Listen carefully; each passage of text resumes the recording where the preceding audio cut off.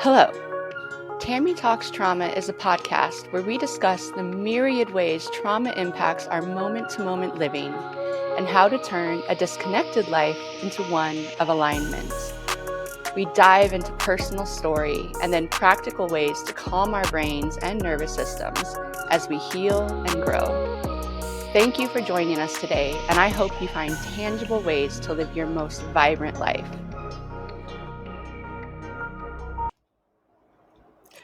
Today's guest is Dr. Donna Lee. Dr. Donna Lee is a trauma-informed intuitive life coach with 22 years of experience coaching women.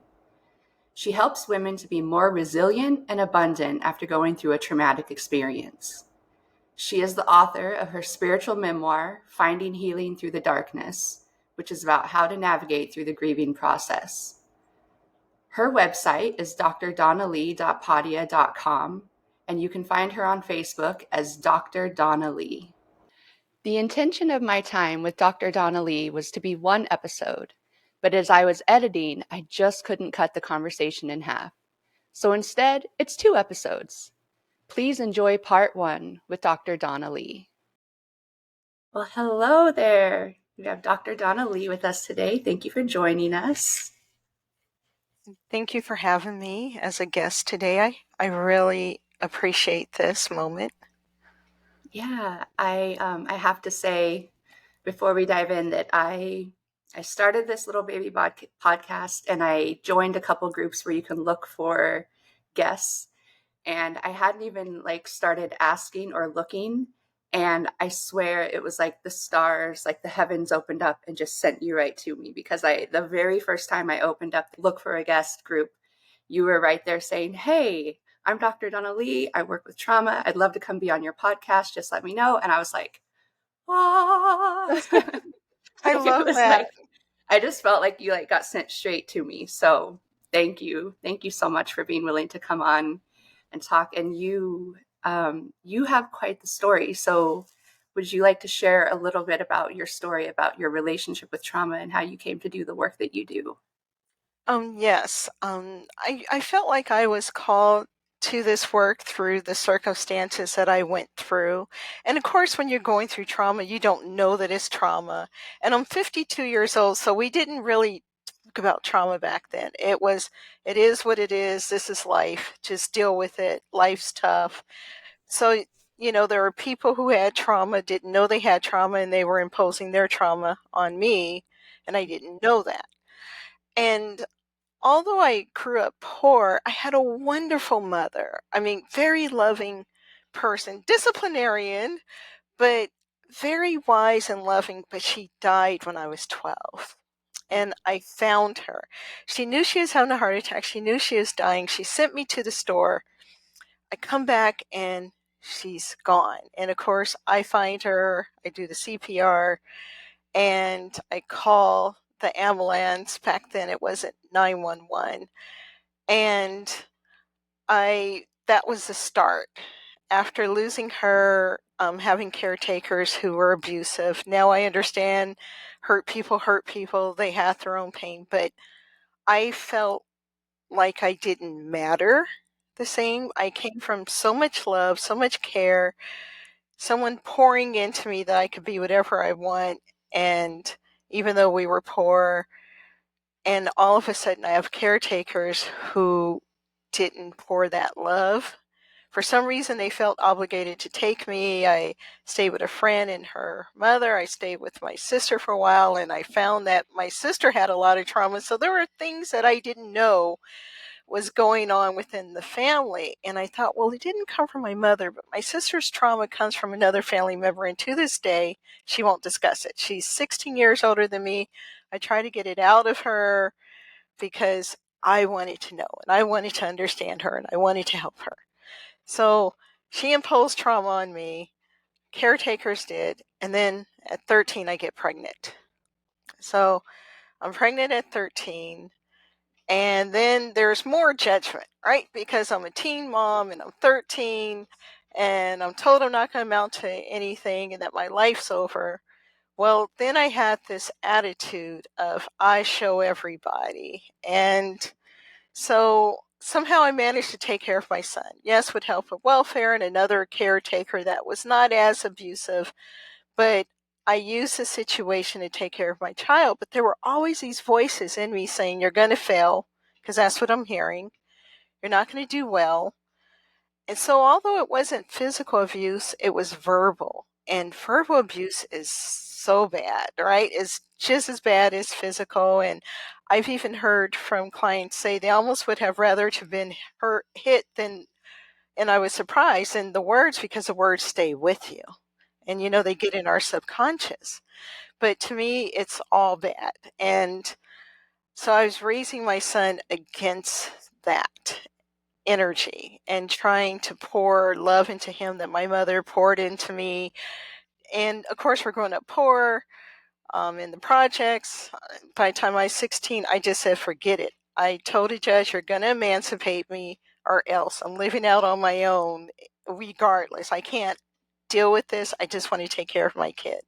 I still had to fight custody with his father, but I won. So I became this person who was mad at the world, and I felt like it was me against the world. And well, it was me and my son against the world. And I always looked at him as that's the person who's going to get me out of everything, and I'm going to make sure I set a good example. But I always had the abuse in the back of my head. The verbal abuse was always there. You're not worth anything. You're not going to make it. You're going to fail. Your life's ruined. Your kid's life is ruined. But I defied the odds. So I'm raising my son. I make sure I get the best grades possible because I got to show everybody, right? That's something about trauma. You shrink for a moment and then you're like, I'm going to show the world. You get feisty, you get angry, and I was definitely angry with the world, and I felt alone because the person who cared about me the most was gone. And I didn't have my father there because although there are six of us and we all had the same parents, he died when I was 10 because he was a lot of health problems. So he was never really there. He had to go live with his mother because my mom couldn't take care of him. So he dies when I'm 10. My mother dies when I'm 12. Then, the bad caretakers. I get to the point where I get out of high school and I go to trade school. I become a medical assistant, and that's the first start of getting some self-esteem. Although back then, I think minimum wage was $6 an hour, but I had low-income housing, and low-income housing is just rough. It's a rough environment, lots of drugs, lots of negativity, a lot of people who are abused, and just trying to survive. So I learned survival through all the years of trauma. I was a survivalist and I was going to raise my son. And then eventually, after struggling so much, I went to chiropractor school. And that's when I fell into spirituality because I was being exposed to different people from better backgrounds, people who had money that paid cash for their education, although I had to do the student loans. And even back then, it was $5,000 a quarter for tuition. And that was 22 years ago. So I fell into spirituality and I started doing the healing work to heal the trauma because it was so much, and it was still that noise was there that you're going to fail, you're not going to make it, you're not worthy. I couldn't hear my mother's voice anymore because of all these things going on. So I started healing, and then 8 years into it, after going to seminars and trainings and learning all this stuff about energy work and going to therapy, my son gets a brain tumor and he's diagnosed. He has surgery 12 days later. Well, 8 days later, and then he dies 12 days after that. So the person that I lived for, who made me have life again, who poured into me and helped me to pour into myself, is gone. And that was my only kid. And that was like the final freaking straw for me. I just said, I can't effing believe this. This person who mattered so much and gave me my life back. And, we had a few great conversations before he died, and he told me how much he admired me. And, I meant a lot to him, and I gave him the best life possible. There was time for that because I think he knew he wasn't going to make it even after surgery. I think we kind of know when it's our time, but he didn't tell me, but he was telling me what I meant to him. But after he died, I just really got mad at the world. I'm like, again, more trauma, another special person that means so much to me is gone. What the heck, you know? And it really sent me reeling and spinning. And I had to say, wow, I'm still alive. What do I do with this? And so I started going to grief groups, and I couldn't find an individual one-on-one counselor at first. It took some time, but going to the grief groups and talking to everyone, and you look at everyone and you look at, looking at myself, and I'm like, what's really next? This was like the worst trauma of all the traumas. I thought I survived a lot, but I didn't know if I could survive this. And so it took me additional 12 years after he died to really start to come out of it fully, because that trauma set me back of losing him. Like, what's the point of life? What's the meaning? My legacy's gone. I'm not going to be a grandmother. My son was this great person. He had a lot of friends. We almost thought we were going to have 3 funerals because there were the friends in LA, the friends in Reno, and the friends in the Bay Area. And, but somehow everybody came down to LA, and it was just a massive big funeral. And I realized the impact of my son had on other people. And I said, okay, so he was my guardian angel, but he was also, he was a teenager, teenagers do stuff, misbehave, but he turned into this wonderful young man after all after all the teen years. And I said, why would God keep bringing in good people and sending them away? And so I was mad at God, mad at the world, just angry. And I was shut down. But I became a workaholic to get through it. And what also helped his clients who knew what happened, they said, you seem more real to me because I know you've gone through hell and you're still standing. And that's when the tears come, right? Because other people were relying on me to stand because they needed help standing. And I really had to go through this evolution of, I'm going to need ongoing support. So I have a counselor if I need her. I needed her a lot more before, and she had a spiritual background, so she really got me and understood me, and I could talk to her about it, and I was able to come to some conclusions that when my mother died, she sent a continuation, my son.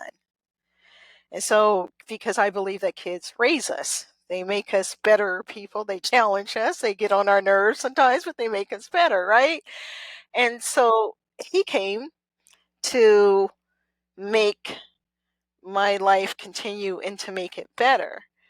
And he was a guardian angel, so it was just time for him to go home. But I was left standing, and I said, so what do I do? Okay, he's done raising me. My mother did her part raising me.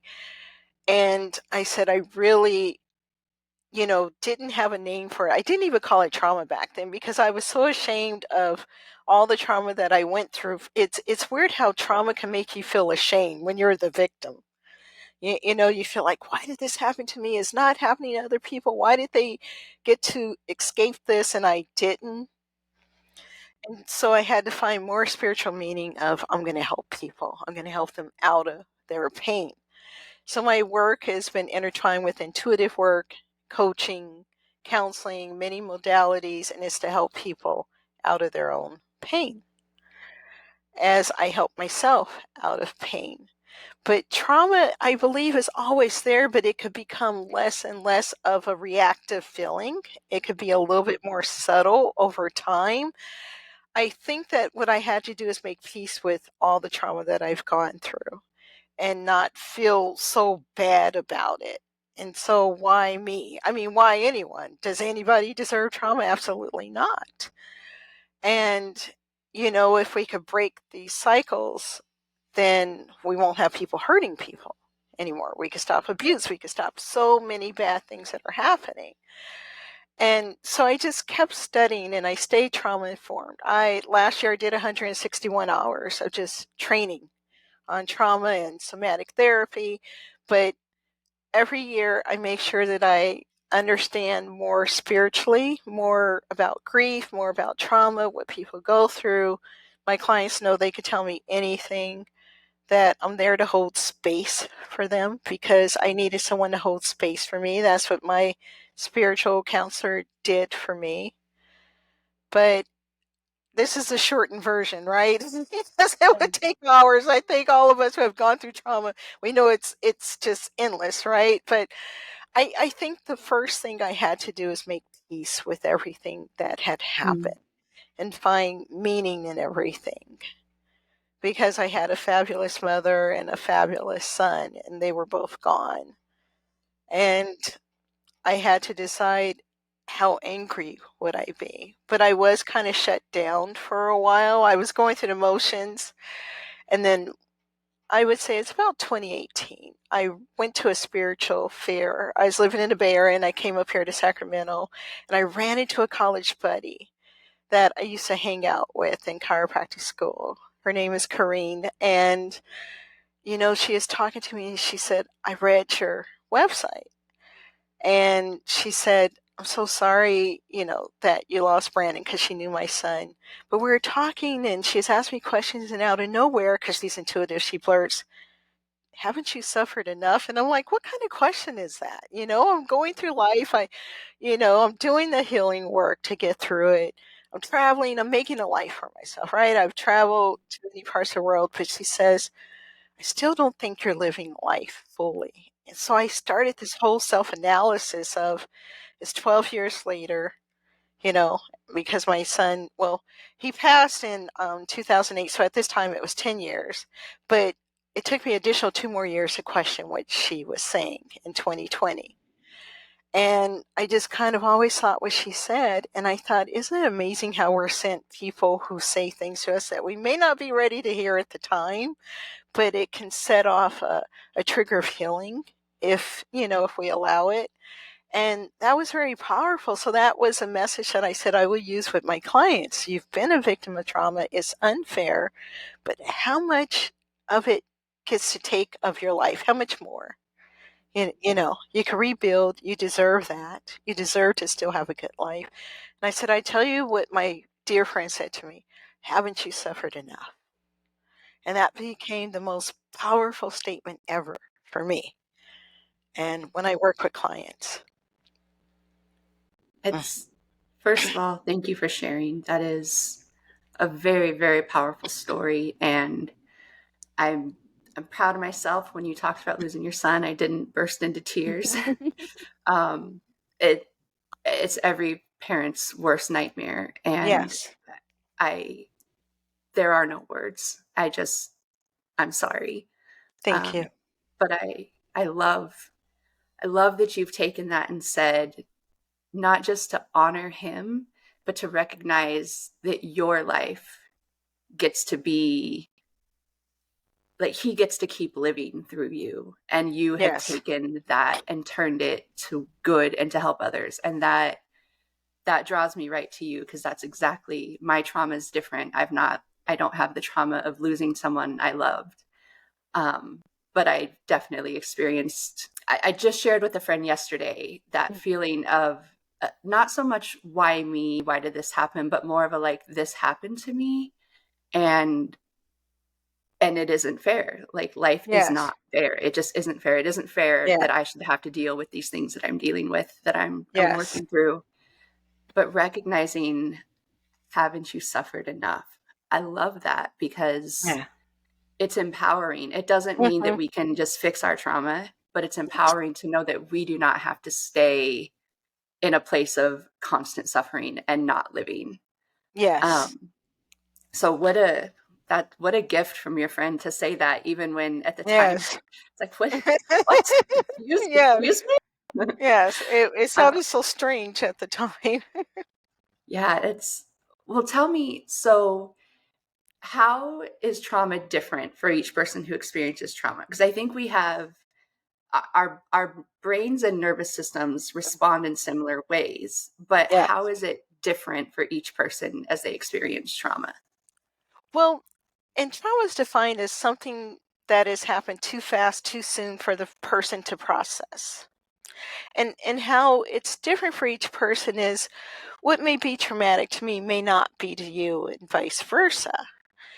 But it's individualized as far as how it leaves you feeling about yourself and about life after the incident. A good example is when you have a group of siblings and they grew up in the same household, and two siblings are saying there was abuse and the other ones are like, no, it wasn't that bad, and they're like, no, no, we got hit, this happened, that happened, and the other siblings are like, but it was out of love. So you see, the processing is different, Mhm. and we process in a way to survive. And so sometimes we will talk it down. Like, it was okay to have those beatings because it came out of love. It was okay that we were verbally abused because he loved us. And then the other person is feeling it at such a higher level. They're like, no, that was not okay. That hurt. That was painful. So it's really about our filter and how Mhm. we filter the world. And so it shows that you can have the same parents, grow up in the same household, and have different experiences. Yeah. It's all based on what we can handle internally and how we interpret things. Yeah. So tell me then, when someone has interpreted things in a way that it has traumatized them and their brain has developed those neural pathways where, for an example, you spoke about shame and that feeling of, what is it about me that deserves what has happened to me? That isn't true. That Yeah. no person, like you said, we don't deserve it, but we feel like we do, and our brain Yes. says, why do I deserve this? What have I done to deserve this? Something's wrong with me. And Yes. then that's where the brain goes. Anytime we feel threatened, we go back down that path of, well, I deserve Yes. this, I deserve harm. So our body stores that. So when we're talking about trauma and it impacting the body, is it possible to completely heal from trauma as we store it in our body? I would say instead of completely healing, we can neutralize it because it's a part of Mm, our subconscious. Everything that's ever happened to us is stored in our subconscious. But over time, as we do more healing work, we may get a different perspective about it. Like, I went from being very traumatic over my son's death, and over time of healing, I became like, I had a different perspective of mm, how to manage that grief, but I haven't forgotten about it. It's still grief, but I just neutralize it and navigate it through it in a way to survive. So where our trauma is there, it could become less of an effect to us, where we're less reactive to it mm, once we find a way to accept it and deal with it. And it's very important to find a way to accept what's happened without judging that, why me, I didn't deserve it. But in order to get to that place, you kind of have to ask yourself, why me, and get to a place of, I didn't deserve it. But it may take mm, some time to peel off those layers, because with trauma, a person could get so beaten down to where they start thinking that the abuse is okay. That's why if mm, someone is on the outside looking in, they're saying, why are you staying in an abusive situation? They don't realize that the person going through it is become normal to them. mm, mhm. And we're on the outside judging of, well, I would leave if I were you, but it's like, you're not that person. Yeah. You don't know what they've gone through, why they're there. If they grew up with an abusive parent and now they have an abusive partner, that's just normal. And so Mhm, it's to find a way to work through knowing that it's not normal, mm. and that you get to, heal and create a new normal. But it's taking down the beliefs that you deserve it, and that's part of questioning the why. Why did it happen? Why me? Yeah. Once you question that, you can start peeling off the layers and shooting down any belief that this should have happened, because no, it shouldn't have. But sometimes people get stuck with, it shouldn't have happened, it shouldn't have happened. And it's true, but you want to say, okay, it shouldn't have happened. It happened, but now I got to find a way to heal to get my power back. Yeah. And there will be moments where you can regress, right? You can have a moment of fight or flight or fear, but over time it can get less and less reactive for you. Mhm. But it is a long process with trauma. It's not a overnight thing. It could take years for some people. I know some therapists. There's one therapist that I follow. He's been in the field for 20 years. He goes, I still have a therapist. I'm still a little bit reactive. And so Mhm. self-awareness helps. As long as we don't deny it because of the shame or the embarrassment or even guilt. A lot of times abusers make the person that they abuse feel guilty, and you start acknowledging it, you can find your way to deal with it. And so trauma deserves to be acknowledged. Yeah. And I kind of like that now about social media, that everybody's talking about it, whether they fully understand it or not. I love it. It's an open topic now. Because Mhm. if you think about it, 10 years ago, it wasn't. Mhm. And, 52. So when I was younger, it definitely wasn't a discussion. It was like, that's life. Just deal with it. Suck it up. Mhm. How many times have people been told to suck it up, be strong, right? Just be strong. But under strength is a lot of pain. Mhm. Yeah. Yeah. I think that really comes back to what you said too with I know it's almost become cliche, but it's really true that hurt people. Yes. And people who do not deal with their trauma, like in my own story, I had extremely abusive parents, and I it would be so easy to judge them, and I could be like, well, look what you did to me and I'm not like you. Mm-hmm. But I feel like instead of feeling that way, I actually feel and not pity like sorry for them in a like oh man way, but in a like a deep profound like you went through really terrible things that you have Mm-hmm. never dealt with, and Mm-hmm. you hear in your head how worthless you are. Yes. And so to know that that's what's in their head, it doesn't make it okay. It doesn't mean, I have a very it's not quite no contact, but I have a very careful relationship with the kind of contact that my parents get with me. Oh, But okay. I recognize for them that it breaks my heart because I know that for as difficult as it is to face your trauma, Yes. there is so much freedom. And like you said, you can neutralize it to the point where you still have it. It happened. It doesn't Mhm. change it. Like I'm Yes. never going to not have had an extremely abusive childhood. Yes. That ship sailed when I turned Yes. 18 and it Yes. was always abusive. But that trauma can be neutralized and doesn't have to dysregulate me, and it doesn't have to rule over me. And when I do get dysregulated, I get to Mm-hmm. remember all the work that I've done to be able to come Yes. back inside of myself and say, okay, I'm here. I get to show up for myself. And Mm-hmm. all of those voices in my head that tell me that I deserve bad things or that that I'm just one of those people who exists to be harmed, which is a Yes. terrible thing. But when all you experience is harm, those kinds of thoughts start to stick. Yes. Um, and the beauty is that we don't have to stay there. This was episode 1 with Dr. Donna Lee. Please join me next time for episode 2. I hope you enjoyed joining me today on Tammy Talks Trauma. May you feel inspired and encouraged to apply what you learned so that you experience greater alignment and vibrancy in your one beautiful life.